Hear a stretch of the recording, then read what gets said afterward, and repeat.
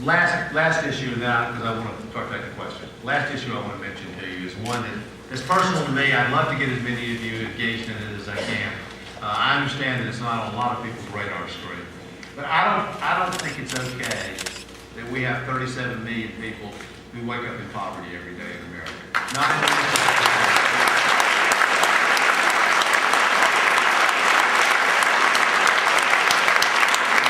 There are things we can do. For any of you who don't know, I've been running a poverty center at the University of North Carolina for the last couple of years, and we've had the best people in America. But we've got a book coming out this spring laying out some new ideas about fighting poverty.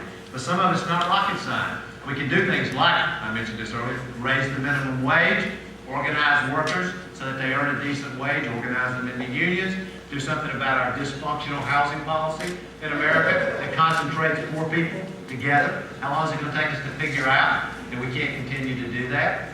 To help people to be able to save, to give kids access to college, to deal with some of the, I think, the more difficult issues around poverty.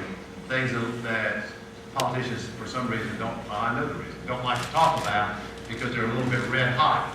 And I'm talking about the societal and cultural components of poverty.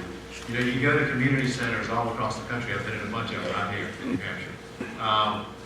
And when you meet a 14 or 15-year-old girl who's having her third child, the odds are overwhelming that her and her children are going to live in poverty.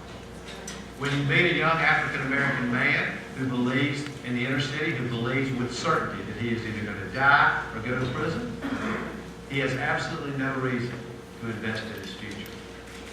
We have to help. We have to restore hope for that young woman and for that young man. And I'll be honest with you, there is a role for the government. My view is there's a bigger role for local institutions, local community action groups, because that's where the real work's being done. A lot of it's being done by faith-based groups, by charitable groups. But I've seen, like in Connecticut, I saw an extraordinary program that's being used to help teenage pregnancy, basically as a mentoring program. It had a huge impact.